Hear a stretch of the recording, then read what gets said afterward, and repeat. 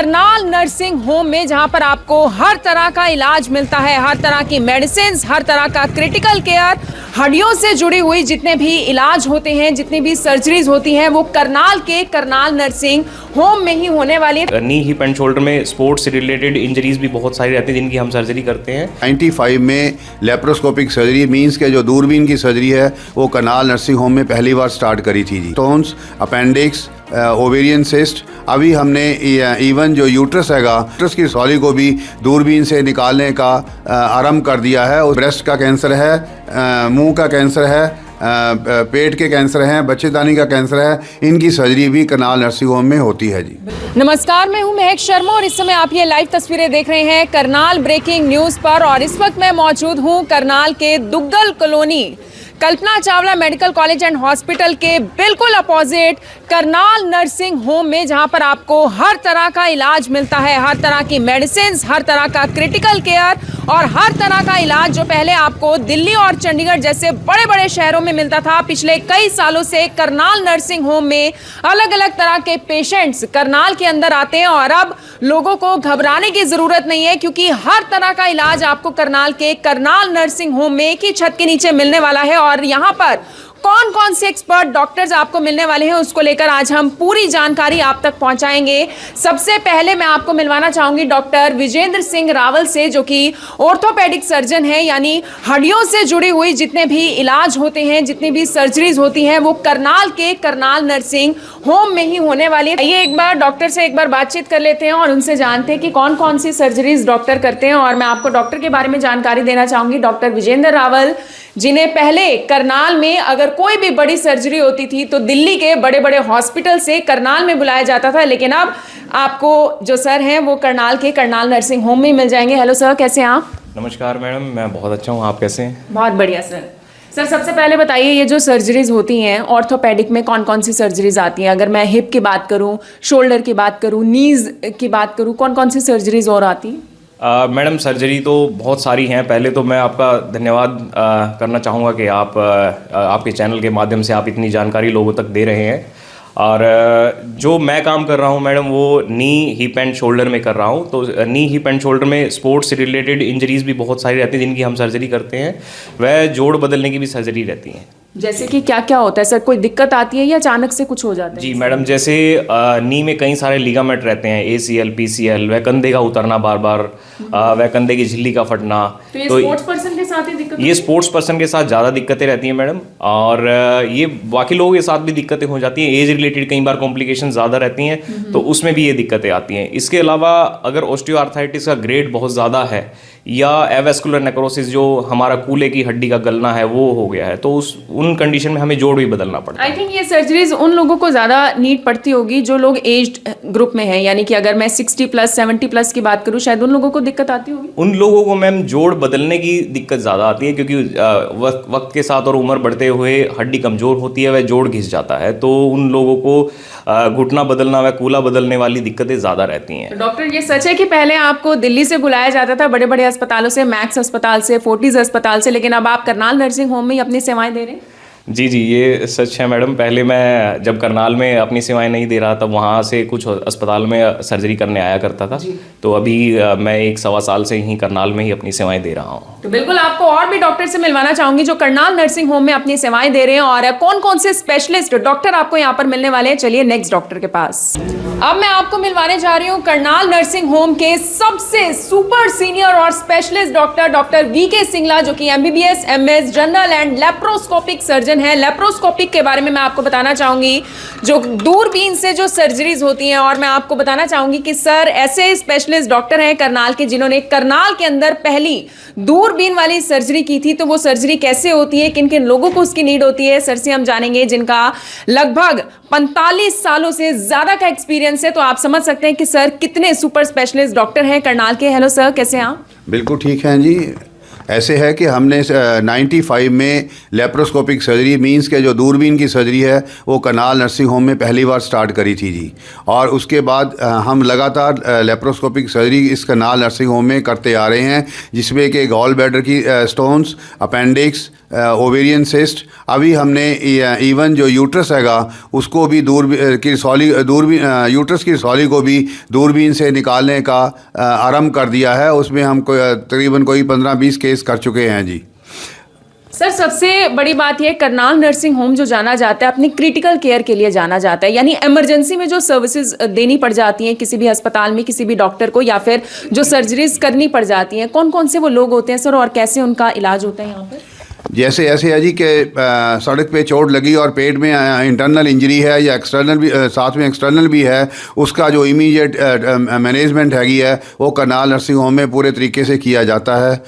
जैसे कि आंत फट जाती है, जैसे कि उसमें टाइफाइड में आंत फट जाती है, उसका भी जो क्रिटिकल केयर में वी अंडरटेक सच केसेस।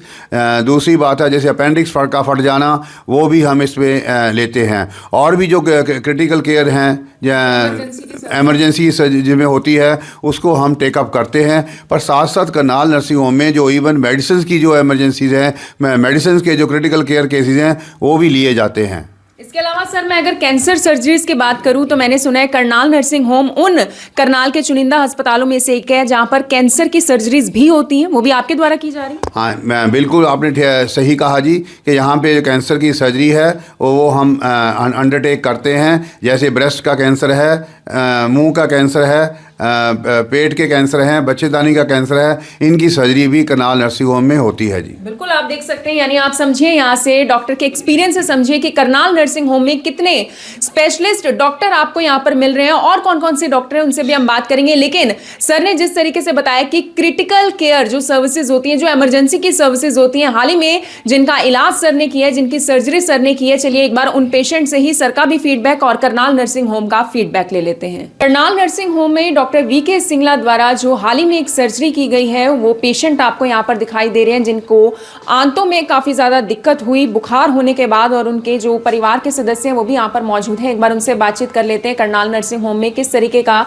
इलाज उन्हें मिला है और क्या बताना चाहेंगे। कौन है ये आपके भाई? है जी। भाई है? हाँ जी। क्या हुआ क्या था इनको? इसको बुखार आया था 2 दिन पहले जी, मतलब 15 दिन पहले। तो बुखार में टाइफाइड था, इसकी आंत फटी अंदर थे जी। अच्छा। तो यहाँ लेके आए, जैसे हमारे गांव का लड़का उसने मरता है बताया भी यहाँ डॉक्टर साहब बहुत अच्छे हैं, तो यहाँ लेके आए, बढ़िया इलाज है जी, बहुत बढ़िया यहाँ पर इसका। तो अभी ठीक? हाँ बिल्कुल ठीक है। हाँ जी, संतुष्टि है हमारी पूरी, बहुत बढ़िया इलाज है जी। बहुत बढ़िया इलाज। हाँ जी। वरना अगर यहाँ इलाज ना होता तो शायद किसी बड़े शहर में जाना पड़ता जी। हाँ, और बढ़िया फीस है जी, कोई ज़्यादा नहीं है, एक गरीब व्यक्ति के लिए भी बढ़िया इलाज है यहाँ जी। आपका शुभ नाम? कुलदीप जी। और इनका क्या नाम है? रजत रावल जी। तो बिल्कुल आप देख सकते हैं एक डॉक्टर विजेंद्र रावल है जी। हाँ जी जी, उनका भी स्वभाव बहुत बढ़िया है जी, बहुत बढ़िया डॉक्टर है जी। उनका भी अच्छा नाम है, इतनी कम फीस में बढ़िया इलाज करते हैं वो भी जी। बिल्कुल आप देख सकते हैं, ये भी अपने आप में एक बड़ा की फैक्टर रहता है, क्योंकि जो कोई भी एक मिडिल क्लास परिवार से जुड़ा हुआ सदस्य है, अगर वो परेशान है, उसे किसी भी तरीके की सर्जरी की ज़रूरत है, तो शायद वो किसी बड़े अस्पताल में नहीं जा सकता। लेकिन करनाल नर्सिंग होम अपने आप में एक ऐसा अस्पताल बन चुका है जहाँ पर आपको सेवाएं, जहाँ पर आपको इलाज, जहाँ पर आपको सर्जरी भी बहुत कम दामों में मिल रही है और बहुत स्पेशलिस्ट डॉक्टर द्वारा मिल रही है। और भी पेशेंट से हम बातचीत करते हैं। करनाल नर्सिंग होम के इंटेंसिव केयर यूनिट से आप ये लाइव तस्वीरें देख रहे हैं जहाँ पर एक पेशेंट हैं और उनसे हम पूरी जानकारी लेंगे कि उनका किस चीज़ का ऑपरेशन हुआ है, क्या सर्जरी हुई है। क्या नाम है सर आपका? अशोक अग्रवाल। क्या बताना चाहेंगे सर, क्या दिक्कत क्या है? सन 12 में मेरा गॉल ब्लैडर का हुआ, सन 17 में जो बवासीर का, और आज हार्निया का हुआ। बहुत अच्छा ऑपरेशन हुआ। कब की बात है ये? ऑपरेशन कब हुआ आपका? कल हुआ है, कल शाम को। तो संतुष्ट है यहाँ से? हाँ जी। अभी ठीक महसूस हो रहे हैं? हाँ जी। कोई तकलीफ कोई? नहीं, कोई तकलीफ। डॉक्टर के बारे में क्या बताना चाहेंगे सर? बहुत बढ़िया डॉक्टर है, बहुत बढ़िया डॉक्टर। वीके सिंगला बहुत बढ़िया डॉक्टर है। बाकी सारी उनकी टीम भी बहुत बढ़िया है। आपका शुभ नाम सर? अशोक कुमार अग्रवाल। अभी ठीक है बिल्कुल? हाँ जी। तो अभी बिल्कुल ठीक है। और ये देखिए करनाल नर्सिंग होम के इंटेंसिव केयर यूनिट से आप ये लाइव तस्वीरें देख रहे हैं। और मैं आपको बताना चाहूँगी कि करनाल नर्सिंग होम अपने आप में करनाल का एक ऐसा अस्पताल है जो कि बड़े बड़े अस्पतालों जैसे, जिसमें आपको हर तरह की फैसिलिटी मिलने वाली है। चाहे मैं आईसीयू की बात करूँ, चाहे मैं ओटीज़ की बात करूँ, चाहे मैं प्राइवेट रूम्स की बात करूँ, फार्मेसी की बात करूँ, इसके अलावा मैं लैब्स की बात करूँ, तो वो भी आपको हर तरह की फैसिलिटी करनाल के करनाल नर्सिंग होम में मिल जाएगी। करनाल नर्सिंग होम के मैं आपको जो अगले हमारे स्पेशलिस्ट डॉक्टर हैं, डॉक्टर AK कोहली, उनसे मिलवाना चाहूंगी, जो कि सीनियर कंसल्टेंट फिजिशियन हैं, MBBS MD हैं।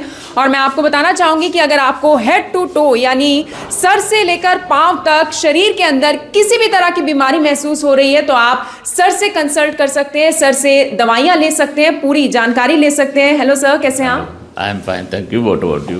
Yes sir, good. सर, दवाइयों की बात करें तो सबसे पहले इंसान को नीड पड़ती है अगर उसे हल्का फुल्का बुखार आ जाए, कोल्ड आ जाए, कोई फ्लू है, कोई इन्फेक्शन है या किसी भी तरह का सर दर्द है, शुगर है, थायराइड है, यानी बहुत सारी बीमारियां हैं। आप किस किस को लेकर यानी आपके पास पहुंच सकते हैं और आप दवाइयां देते हैं लोगों को? मैं लगभग सभी तरह की general medicine, super speciality, kidney, viral fevers, diabetes, hypertension, जो भी एग्जिस्टिंग डिजीज़ है उनके जो है प्राइमरी जो है ना ट्रीटमेंट करता हूँ मैं।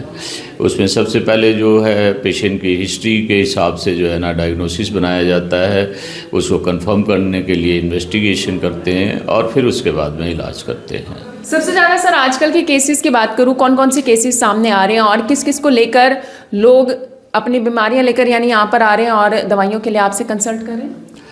अभी डेंगू का टाइम ख़त्म हुआ है, लगभग डेंगू के बहुत सारे पेशेंट हमारे पास आए हैं और ज़्यादातर क्या होता है डेंगू में कि पॉलीसीरोसाइटिस हो जाता है, उसके अंदर सारे शरीर में सूजन आ जाती है और अगर हम किसी तरह से उस इन्फ्लेमेटरी प्रोसेस को अगर हम कंट्रोल कर सकते हैं तो उसके लिए भी एडवांस मेडिसिन्स हैं, तो उससे जो है ना लगभग काफ़ी पेशेंट जो है ना बचाए जाते हैं। कोहली सर, ये कहा जा सकता है कि अगर शुरुआती दौर में, शुरुआती स्टेज पर ही अगर किसी बीमारी का इलाज दवाइयों के सहारे कर लिया जाए तो शायद उसे किसी बड़ी सर्जरी का सहारा नहीं लेना पड़ेगा अगर उस बीमारी को रोक लिया जाए तो?